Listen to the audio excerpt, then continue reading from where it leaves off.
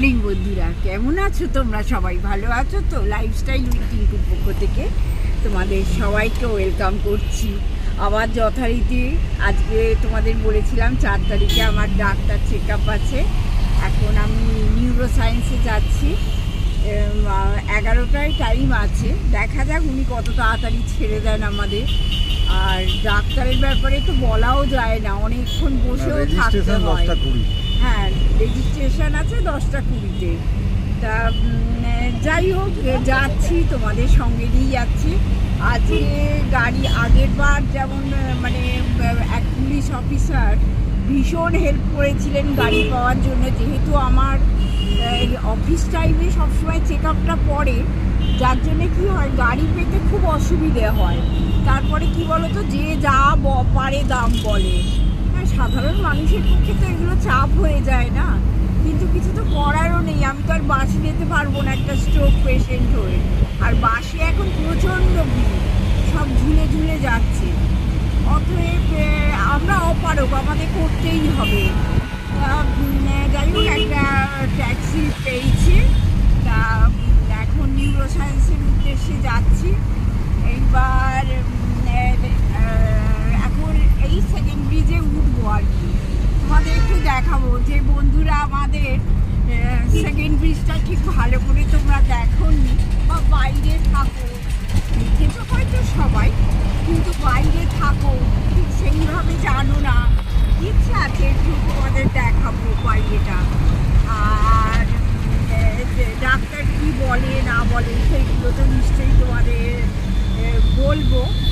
তা এইরকমই প্রত্যেক মাসে একবার করে তো চেক আপ মানে হতেই থাকবে। আর আজকে যাচ্ছি, আগের বার বিদিশা এসেছিল, আমার খুব মানে আজকে মনে পড়ছে যে আগের বার খাবার দাবার করে দুজনের আলাদা আলাদা খাবার ফল মূল সব কিছু নিয়ে বিদিশা হসপিটালে আমার সঙ্গে দেখা করতে এসেছিল। তা আজকের দিনটা সত্যিই খুব মনে পড়ছে, বিদিশাকে মিসও করছি। আগের দিন খুব মজা করে যাচ্ছিলাম যে বিদিশার সঙ্গে দেখা হবে। আজকে তো সেই মজাটা আর নেই, কারণ এখন ভাবছি তাড়াতাড়ি বাড়িতে চলে এলে একটু শান্তি পাবো আর কি এই গরমের দিনে। তা বিদিশা, ভীষণ মিস করছি তোমাকে। শুনলাম ওরও একটু মানে সর্দি জ্বর হয়েছে, ওর সঙ্গে আমার রেগুলারই যোগাযোগ আছে, যার জন্য আমি জানতে পারি। ও খুব সুইট তো, সব সময় সেই তুমি করতে পারো না পারো, ও আমাকে রেগুলারই ভয়েস মেসেজ পাঠিয়েই রেখে দেয়, আর আমার সময় অনুযায়ী আমি ওকে উত্তরটা দিই।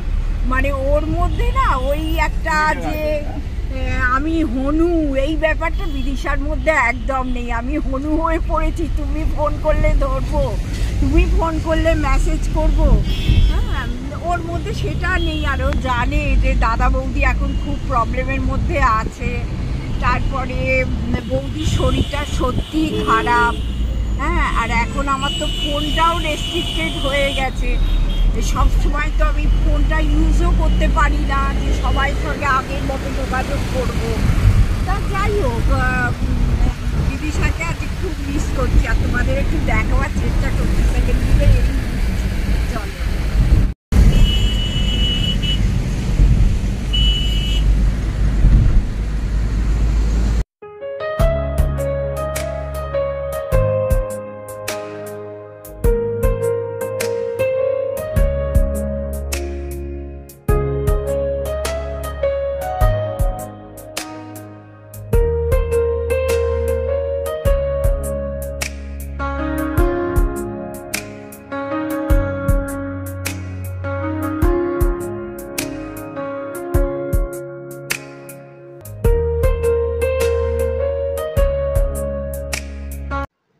আমরা সেকেন্ড ব্রিজের ওপর দিয়ে যাচ্ছি, মানে বিদ্যাসাগর সেতু ওপর দিয়ে যাচ্ছি। ভালো দারুণ লাগে জানো তো, নিচে গঙ্গা আর ওপর দিয়ে ব্রিজের ওপর দিয়ে যাচ্ছি, এত ভালো লাগে। আর কলকাতার শোভা আর কী বলবো বলো, কারণ দিনের বেলা একরকম আর রাতের কলকাতার তো লাজবাব।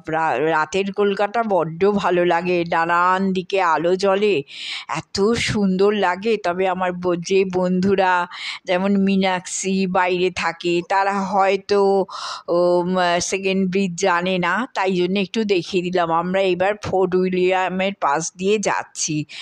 আর একটা জিনিস বন্ধুরা, এই জায়গাটা তো ভীষণ সবুজে সবুজ একদম। আর আগের দিন রাত্রিবেলা বৃষ্টি হয়েছে তো গাছগুলো না ভীষণ সতেজ লাগছে। আমি গাড়িতে বসে বসে ওই জিনিসটাই দেখছি, গাছগুলো এতটুকু নোংরা নেই আর সবুজ গাছের পাতাগুলো এত ভালো লাগছে যে চুপ করে বসে বসে গাড়িতে করে যাচ্ছি আর দেখছি। আর দেখো এই জায়গাটা এসে গেছি, তোমরা সবাই জানো যে ভিক্টোরিয়া মেমোরিয়াল। তা এইটা দেখাতে পেরে আমিও খুব খুশি হয়েছি। তোমরা দেখো এই জায়গাটা তো আমাদের সবাইয়ের চেনা। এই যে ভিক্টোরিয়ার সামনে দিয়ে যখনই যাই মনটা এত ভালো হয়ে যায়। আর এখানের ফুচকার কথা বললে জিভে জল চলে আসে গো সবসময়। এসে গেলাম, নিউরো সায়েন্সে ঢুকছি। এবার দেখি কী বলে ম্যাডাম, তোমাদের জানাবো বাড়ি গিয়ে। হ্যাঁ, ডাক্তারের চেম্বারের সামনে বসে আছি। আমার যেহেতু 1 নম্বরে নাম, ওয়েট করছি। এখনও ঠিক অনেক লোকের আগমন হয়নি আর কি। যাদের কাছাকাছি নাম তারা সব এসে আস্তে আস্তে জায়গা নিচ্ছে।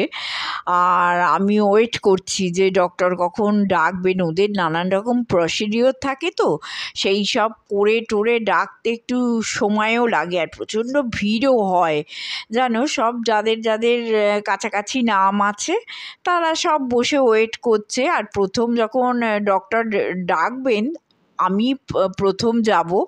তা দাদা আবার তোমাদের জন্য একটু আমার ছবি তুলে দেখিয়ে দিল। আমরা ওয়েট করছি ডাক্তার দেখানো। এবার আমরা 12টা বেজে গেছে বোধহয়, এসি ক্যাব ধরে ফিরছি। আর লামাটানিয়া বেগবাগানের মোড়ে তার পাশেই আইএনকে যে ওপিডি, সেখান থেকে আমরা পেয়েছি এক দাদাকে। খুব ভালো ব্যবহার, জেনারেলি লোকজনের এত ভালো ব্যবহার হয় না। তো যাই হোক, আমরা সেই গাড়ি পেয়ে যাচ্ছি। আমাদের ডিস্টেন্স 10 থেকে 12 মিনিট, বাড়িতে পৌঁছে যাবো। তো অফিস টাইমটা হলে একটু চাপ হয়। তারপরে সকালবেলা যেটা আমরা পেয়েছি, বেশ কষ্ট পেয়েছি গাড়ি পেতে। তারপরে দাদা বললেন যে স্কুলগুলো বাচ্চাদের ছুটি, ম্যাক্সিমাম বন্ধ সব গরমের ছুটি ফুটিতে গাড়ি পাওয়া অসুবিধে নেই। আর মানে রাস্তাঘাট ফাঁকাও। আর এই গরমে বলো, বিপদে না পড়লে কেউ তো রাস্তায় বেরোবে না। আর কি বলে, শনিবার দিনকে বকরিদ, তার জন্য একটা ফেস্টিভ মুহূর্ত। কলকাতা কেন, সারা ভারতবর্ষ জুড়েই চলছে, সারা পৃথিবী জুড়ে চলছে অ্যাজ সাচ। তো তোমাদের জাস্ট জানানো যে আমরা বৌদিকে দেখালাম। ডাক্তার উনি অ্যাপারেন্টলি যা স্টাডি করলেন, দেখলেন, তাতে দেখে মনে হচ্ছে ফুললি স্যাটিসফাইড। আমটাম খাওয়া নিয়ে একটা ছিল যে হ্যাঁ আম বৌদি খেতে পারে। তো ওয়েটটা বুঝে খেতে হবে। আর মিষ্টিও খেতে পারে, তবে নুন একেবারে খাওয়া যাবে দরকার নেই। তেল নুন বাটার ঘি এগুলো বাড়িতে ঢোকানো যাবে না। ঢোকালেই লোভ হবে, আর লোভ হলেই খেতে ইচ্ছে করবে, আর খেলেই ব্যাস শেষ। মানে ফ্যাট জাতীয় জিনিসটা একদমই বন্ধ। আর আমি না ঘি খেতে খুব ভালোবাসি, ওই জন্য আজকে ভেবে রেখেছিলাম ডক্টরের কাছে গিয়ে আগে জিজ্ঞেস করবো যে একটু ঘি কি খেতে পারি। তা উনি বললেন না, ঘিটা খাওয়া যাবে না, নুনটা একটুখানি যতটা সম্ভব কম। আর আমি সব থেকে খুশি হয়েছি, আমার ওয়েটটা বেশ অনেকটা কমে গেছে। তা বেশ খুশি হয়ে কমছি। দাদা তো ভীষণই রোগা হয়ে গেছে। কমে যাওয়া বয়সের সঙ্গে সঙ্গে ওজন কমা ভাগ্যে না থাকলে হয় না। ম্যাক্সিমাম লোকই বিশাল ভুঁড়ি নিয়ে সমস্যায় পড়েন। আমার যখন শরীর খারাপ হলো তখন আমার 69 কেজি ছিল, এখন 62। এখন আজকে উনি ওয়েট করলেন 62 হয়েছে। আমি ভেরি হ্যাপি। তারপরে আম করছি বটে, কিন্তু আমি কিন্তু ওয়েট গেইন করে আবার মনে ভাবছি না বাবা, যতটুকু ততটুকুই, বেশি দরকার নেই কোনো জিনিস। এখন খাওয়া মানেই মরা, খাবে না ভালো থাকবে। আমার কতদিন খাবে? ম্যাক্সিমাম আর 15 দিন পাবে। তরমুজ যেমন হাওয়া হয়ে গেছে বাজার থেকে, ভীষণ ওয়েট গেইন করে। এখন পাবোই না। না না, পেঁপেও হাওয়া। পেঁপে এখন সেই 50 টাকার পেঁপে এখন 80 টাকা কেজি বেচছে। কারণ কি না, শর্টফল। না না, তার জন্য না, কোন জিনিসের দামটা কম আছে বলো না? আমাদের 300 টাকা লিচু, 300 টাকা জামরুল, কে খাবে বলুন তো? তবে আমার জানো তো বন্ধুরা, ওই দেখবে যেগুলো ওই গাছে হয় একদম দেশি যে জামরুলগুলো, ওগুলো খেতে না আমার বেশ ভালো লাগে, মিষ্টি মিষ্টি। দাদা এনেছে কালকে, আমি তো মানে 1 কেজি বলে একদিনেই ফাঁক করে দিয়েছি। আমি ভীষণ জামরুল খেতে ভালোবাসি। বরঞ্চ যেগুলো বড় বড় সেগুলো জল থাকে কিন্তু মিষ্টি কিছু থাকে না। কিন্তু কালকে দাদা দেশি জামরুল এনেছে, একটু ছোট ছোট, কিন্তু একদম মিষ্টি না, যে কি বলবো। আমরা এখন ফোর্ট উইলিয়াম ক্রস করলাম, করে আমরা সেকেন্ড হুগলি ব্রিজে উঠছি। আর নামলেই তো বাড়ি, আর কতটুকু ডিসটেন্স। হ্যাঁ, সেকেন্ড ব্রিজ থেকে নামলেই তো বাড়ি। তো সুতরাং জাস্ট তোমাদের সঙ্গে হয়তো আমরা আবার আসবো পরের দিকে। আজকে সকাল থেকে খুব একটা কাজকর্ম বা বৌদির অ্যাক্টিভিটি দেখানো যায়নি। ঠিক আছে, গল্প করতেও তো বন্ধুদের সঙ্গে ভালো লাগে। একটু গাড়ির মধ্যে গল্প করলাম। তোমরা এটা প্রায়ই চাও।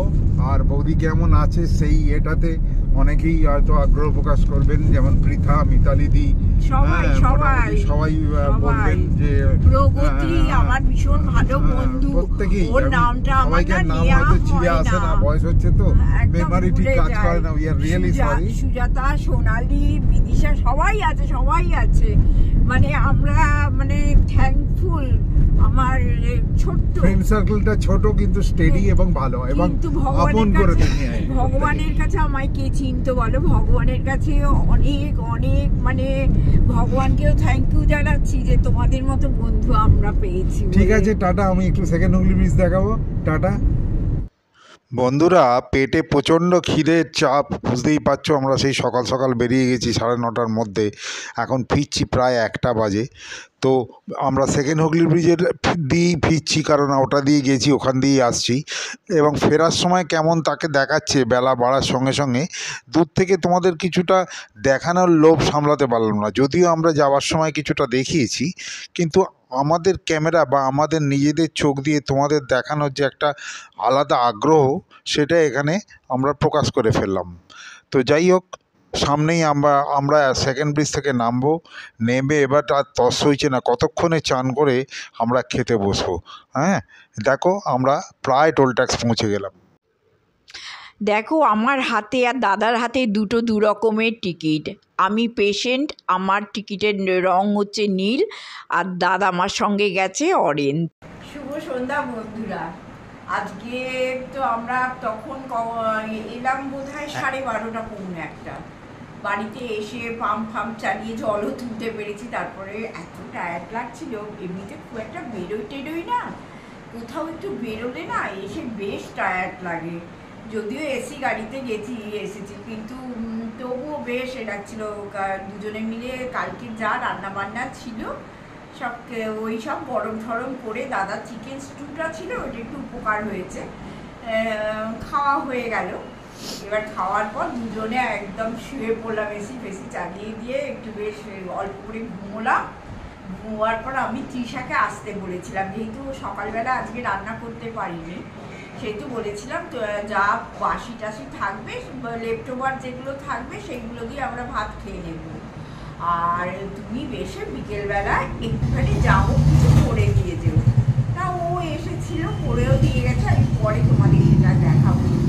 আর এখন একটুখানি পেয়ারা কেটে নিয়েছি, দাদার জন্য একটুখানি বিট নুন দিয়েছি, দুজনে মিলে বসে এখন একটু পেয়ারা খাবো। তা ভিডিওটা আবার এই বেলার জন্য আরম্ভ করে দিলাম। আর কি রান্না বান্না করেছে না করেছে একটুখানি দেখিয়ে দিয়ে তারপরে আমি ভিডিওটা শেষ করে দেবো। হ্যাঁ, আজকে সন্ধ্যেবেলায় এসে তৃষা আমার রান্না করে দিয়ে গেল। রুটি তো জানো আমি রুটি মেকারে করি, আমার যারা নতুন বন্ধু তারা হয়তো জানো না। এই যে রুটি মেকারে রুটিটা করে নি, জানো দেখো বেশ ভালোই রুটিগুলো হয়, একদম সুন্দর ফুলকো ফুলকো রুটি হয়। কিন্তু এটা আমার বহুদিনের অভ্যাস, তো এটা খুব সুন্দর আমি করতেও পারি। আর আজকে তৃষা এসে একটু একদম সেদ্ধ ঘুগনি, আর ঘুগনির সঙ্গে ইচ্ছে হলে একটু আলুর দম, জানো মনে হলো ঘুগনি আর আলুর দম মাখিয়ে খাবো, বহুদিন খাইনি। আর তার সঙ্গে দাদা একটু কাঁচা পেঁয়াজ নিয়ে নিয়েছে, আর এই আম তো আছে। হ্যাঁ, আজকে ডক্টরকে জিজ্ঞেস করলাম যে ডক্টর আমি কি আম খেতে পারবো? বলছে হ্যাঁ খেতে পারেন, কিন্তু বুঝে খাবেন, ওয়েটটা তো একটু গেন হয়, তোমরা প্রত্যেকে জানো। আম খেলে আমার ওয়েটটা বেশ অনেকটা কমে গেছে। তা আমি ভাবছি আর দুদিন আম খেয়ে আর মোটা হাতি হতে পারছি না, একটু একটু লোভ আছে, একটু একটু খেলেই হবে। আর তবে আমার নুনটা তো একদম রেস্ট্রিক্টেড, আর ঘি, বাটার আর কোনো চিজ জাতীয় জিনিস, তেল, এইগুলো একদমই রেস্ট্রিক্টেড। মানে এইগুলো বলেছে একদম খাবো না। আমি না ঘি খেতে অসম্ভব ভালোবাসি, একটু যদি ঘি আলু ভাতে দিয়ে কেউ গরম ভাত দেয় না, আমি একদম খুশি হয়ে যাই। আমার আর কিচ্ছু চাই না, নিরামিষাশী লোক তো, এটা ভালোবাসি। কিন্তু হলে কি হবে, আমি আজকে ডক্টরকে সেটাও জিজ্ঞেস করলাম যে আমি কি একটু করে ঘি অন্তত সপ্তাহে একদিন বা দুদিন খেতে পারি? একদম স্ট্রিক্টলি নো। তা আর কি করব বলো। তা এমনি রিপোর্ট সব আমার ভালো, উনি বলছেন দেখে তো আমার মনে হচ্ছে বেশ ভালো আছেন উনি।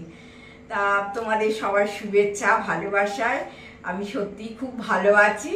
আর দেখি, কালকে তো আমি বলেছি যে তোমাদের কিছু একটা শোনাবো, আশা করি কাল পারবো কিনা জানি না, পরশু শিওর। আজকের ভিডিওটা তো বেরিয়ে আছে, কারণ আজকে তো আমি করে নিয়েছি। তোমরা দেখবে হসপিটালে যাওয়া আসা সবই তোমরা দেখবে। পরশু দিনের ভিডিওটাতে আমাদের কি অবস্থা এখন চলছে তোমাদের আমি সব বলবো। আর আমি রিকোয়েস্ট করবো আমার প্রত্যেকটা বন্ধু যেন শোনে যে আমি কি অবস্থা থেকে আজকে দাঁড়িয়ে দাঁড়িয়ে এই ভিডিওগুলো দিচ্ছি এই প্রচন্ড গরমে হাসি মুখে। আর আজকের ভিডিওটা বড় করলাম না, প্লিজ সঙ্গে থেকো, সাবস্ক্রাইব করতে ভুলো না। আর হ্যাঁ, সোনালি আমাকে বলেছে তোমার স্ট্রোক হয়েছে তো হয়েছে, তুমি বলবে না স্ট্রোক হয়েছে বলে, মুখে চলে আসে জানো তো। আমিও তো একটু চিন্তা ভাবনা করি এই নিয়ে। তা বারবার যখনই ভাবি যে একটা স্ট্রোক পেশেন্ট হয়ে গেলাম, তোমাদের সামনে মুখ দিয়ে বেরিয়ে যায়। তা চেষ্টা করব নিজেকে না বলার। আজকের জন্য টাটা, সবাই ভালো থেকো, গুড নাইট, আবার কালকে আসবো। হ্যাঁ, টাটা।